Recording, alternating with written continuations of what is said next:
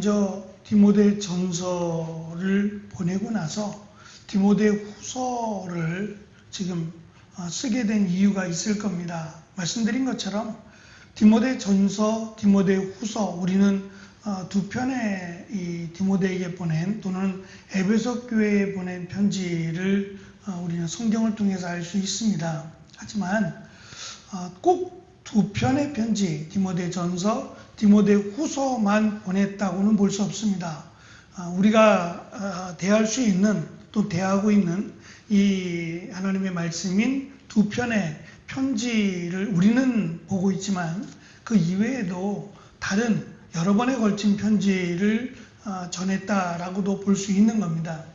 디모데 전서를 보내고 나서 디모데 후서를 보내기까지의 이 기간이 있는데 이 기간을 5년에서 6년으로 봅니다. 그렇게 보면 사도 바울이 에베소 교회를 떠난 지 약 8년 정도, 그리고 바울이 이 로마의 감옥에 갇혔다가 풀려났다가 다시 이 수감되었다라고 보는데, 마지막 사도 바울의 마지막 옥중에서의 편지를 디모데 후서로 보고 그가 이 디모데 후서를 보내고 나서 얼마 있다가 그는 감옥에서 순교한 것으로 보여집니다. 또 한 가지 우리가 유의해야 될 것은 이 디모데 후서의 우리가 읽은 1절, 2절의 말씀은 보편적으로 인사말이라고 이야기합니다. 하지만 디모데 전서를 이미 보냈고 또 어떠한 상황 속에서 디모데 후서를 보내게 되는 겁니다. 전서와 마찬가지로 동일하게 에베소 교회를 중심으로 한 이 소아시아 교회에 보낸 회람서신이라고 알려져 있고, 또 전서를 보내고 또 후서를 보내면서 동일하게 또다시 인사를 한다? 이것은 좀 생각해 봐야 될 부분이 아닌가 싶습니다. 다시 말씀드리면 디모데 전서를 보내고 그들에게 동일하게 후서를 보내게 되면서 그냥 막연한 그냥 보편적인 인사를 보냈다고는 볼 수 없다는 겁니다. 그들이 전서의 내용 속에서 또 권면하고 경고한 내용들을 잘 이행하고 있는지, 또 그들이 이 전서를 보낸, 이 후서를 보낼 때까지의 기간이 약 5년에서 6년이라고 말씀을 드렸는데 그 기간 동안에 어떠한 변화가 있었는지, 또 새롭게 그들에게 이 편지를 보내야 했을 이유가 있었을 텐데 그 이유를 지금 후서를 통해서 어떠한 변화가 있고 또 그들이 그만큼 잘 성장해 왔는지 우리는 살펴보게 될 겁니다. 먼저 말씀드린 에베소 교회를 떠난 지 8년, 그리고 디모데 전서를 보낸 지 5년에서 6년의 시간이 걸리는 동안에 지금 이 로마를 다스리고 있던 황제가 네로입니다. 네로에 대해서 그냥 인문학을 연구하는 학자들이나 또 역사를 공부하는 학자들은 네로에 대해서 천재다라고 말하는 이도 있고, 또 한편으로는 미치광이다라고 말하는 이도 있습니다. 심지어는 기독교에 대해서 다른 황제보다 훨씬 더 적극적으로 핍박했던 황제 가운데 하나가 이 네로입니다. 그래서 어떤 분들은 과거에 이 요한계시록에 등장하는 이 로마의 황제가 네로다라고 주장하는 이들도 있었습니다. 그거는 이제 역사적으로 볼 때 네로가 아니다라는 것이 분명하게 연도를 측정하면서 나오게 되었지만, 어쨌든 그 강한 핍박의 주인공이 네로인 것은 분명합니다. 그 네로가 심지어는 로마에 불을 지르고 그 불을 지른 화재의 주인공들이 기독교인들이다 라고 뒤집어 씌워서 기독교인들을 로마에서부터 축출했던 그 왕이 황제가 바로 네로이기도 합니다.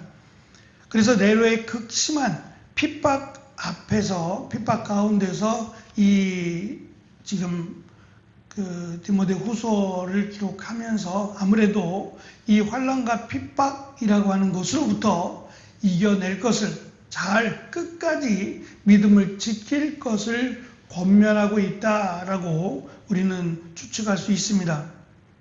특별히 오늘 말씀 2절에 보면 보편적으로 사도 바울이 편지를 시작하면서 또는 편지를 마무리하면서 늘 공통적으로 사용하는 언어가 있습니다. 그리스도의 은혜와 평강이라고 하는 단어죠. 이건 단순한 인사가 아니라 정말 함축된 이 편지를 이게 두 마디로 정리한다면 바로 그리스도의 은혜와 평강이라고 할 수 있습니다. 그리스도로부터 받은 은혜, 그리고 이 은혜를 지켜나가는 믿음이 바로 평강이라는 것인데, 이 두 가지가 그들에게 뿐만 아니라 이 편지를 대하는, 하나님의 말씀을 대하는 우리에게도 가장 소중한 권면과 아마 이 권면의 말씀이 되리라고 생각을 합니다. 그런데 디모데 후서에서 처음으로 은혜와 평강하고 또 하나가 더 추가가 됩니다. 2절에 보면 은혜와 자비와 평안이라고 설명을 합니다. 은혜와 긍휼과 평강이라고 할 수 있지요. 하나가 더 들어간 겁니다. 은혜와 평강 사이에 긍휼이라고 하는 것이 들어가 있습니다. 그냥 쓰다 보니까 하나가 더라고 볼 수 없는 거죠. 왜냐하면 그만큼 사도 바울은 성령의 인도하심에 따라 말씀을 기록했고, 또 한편으로는 이 하나님의 말씀을 그냥 생각나는 대로 적었을 리가 만무하다는 겁니다. 그렇다면 어떠한 의도로 어떠한 내용을 가지고 이 단어를 긍휼 또는 자비라고 하는 단어를 넣었을까라고 하는 것을 우리는 생각해야 됩니다. 사도 바울은 디모데 후서를 시작하면서 자신을 하나님의 뜻에 따라 세워진 사도라고 설명을 합니다. 의심하지 않습니다. 사도 바울이 하나님의 사도라는 것, 그것은 이미 사도 바울의 첫 번째 편지가 아니라 그의 마지막 유언과 같은 말씀입니다. 그럼에도 불구하고 굳이 자신을 사도로, 그리고 하나님의 뜻에 따라 세워졌다라고 강조한 이유는 지금 사도 바울이 감옥에 갇혀 있은 지 나왔다가 다시 감옥에 갇혔다가 다시 풀려났다가 다시 감옥에 갇히긴 했습니다만, 감옥이라고 하는 것이 당시에는 죄를 지은 사람들이 들어가는 곳이었고, 또 단순한 감옥에 들어가 있었던 것이 아니라 처음에는 사도 바울에게 자유가 보장되어 있었습니다. 그런데 점점 갈수록 말씀드린 네로라고 하는 이 황제가 등극을 하면서 단순한 감옥에 그냥 편안하게 있는 것이 아니라 핍박을 받게 되는, 그래서 아마도 그 핍박으로 인해서 이 사도 바울의 수명이 단축되었을 것이다 라고 말하는 이들도 있습니다. 어찌됐든 이 감옥에 갇혀 있다는 것은 많은 사람들에게 위로가 되고 힘이 되기보다는 오히려 절망을 안겨주는 이런 사회적 상황이 되어버렸습니다. 이 장기적인 질병 앞에서 보통 장사가 없다고 말합니다. 그만큼 이 몸의 약함이 이 치료를 받는 본인에게도 힘이 들지만 옆에서 지켜보고 또 돕는 이들에게도 많은 어려움과 힘이 들기 때문입니다. 저도 예상치 않게 이렇게까지 길어지리라고는 생각을 못했는데 벌써 5개월이 넘어가고 있습니다.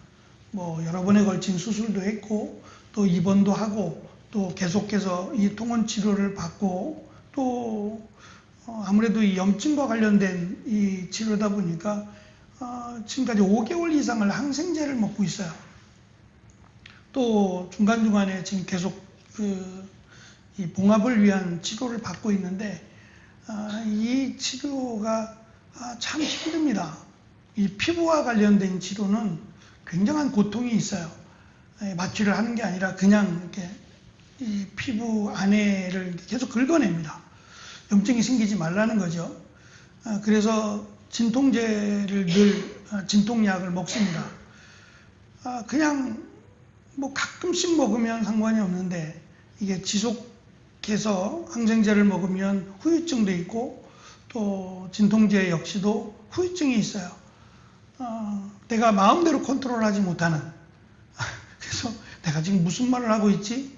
라고 여길 만큼 매번 그런 건 아닙니다만 이게 뭐 가끔씩 이게 통증이 심하거나 그러면 또 중간중간에 진통제를 먹어야 되는 그러고 나면 몽롱하고 이게 뭐지? 라고 하는 무기력감이 생기게 되고 하여튼 이런 증상들이 지속이 되면 이게 병이 병을 키운다라는 말이 이런 말이구나라는 걸 느낄 수가 있었습니다.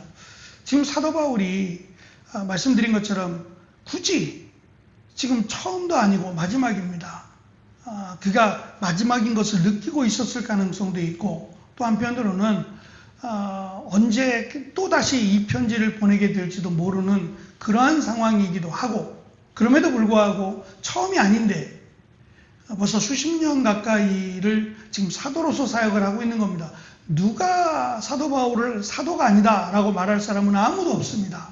그럼에도 불구하고 굳이 자신이 하나님의 사도고 하나님의 뜻에 따라 세움을 받은 사도라고 밝히는 것은 지금 사도 바울이 있는 이 감옥이라는 상황 그리고 사도 바울이 당하고 있는 세상의 기준에서 볼 때는 정말 보잘것없는 삶을 살아가고 있는 이 모습에 대해서 성도들이 또는 거짓 교사들이 부추기고 있는 사도 바울은 아마도 하나님의 사도가 아닌가 봐. 하나님의 사도라면 하나님이 저렇게 내버려 두겠어?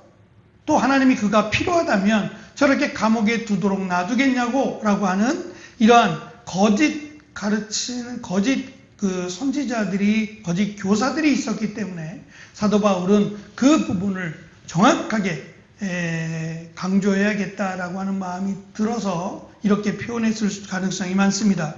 또한 1절에서 자기를 사도로 부르시고 하나님의 뜻에 따라 사도로 세우신 이유가 있는데 1절에서는 생명의 약속을 전하라고 생명의 약속이라고 하는 것을 전하라고 자신을 불렀고 자신을 사도로 세웠다고 마치 처음에 자기를 소개하는 것처럼 이렇게 자신을 소개하는 이유 역시도 비록 자신이 감옥에 갇혀 있지만 자신은 지금 생명의 약속을 전하고 있다라고 하는 사실을 강조하고 있는 겁니다.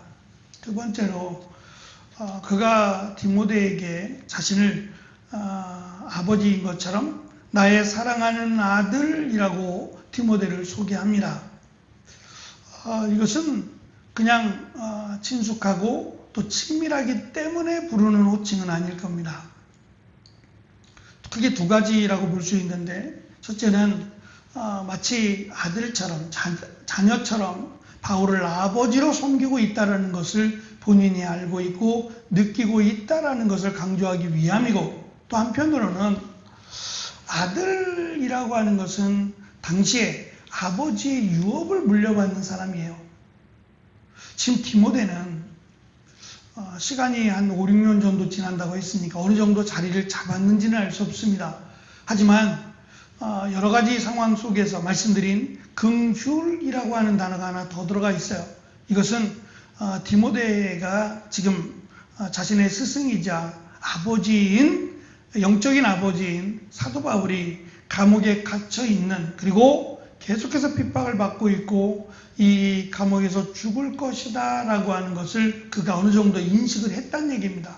그러한 상황 속에서 디모데는 자기도 그 길을 걸어갈 것이고 또 사도 바울을 생각하면 정말 하나님이 큰 일을 감당하고도 남을 만한 사람인데 저렇게 초라하게 비참하게 감옥에 갇혀서 죽어가고 있는 저를 바라보는 그 디모데의 심정이 마치 무너질 것 같은 너무도 고통스러운 그러한 마음을 알고 있기 때문입니다.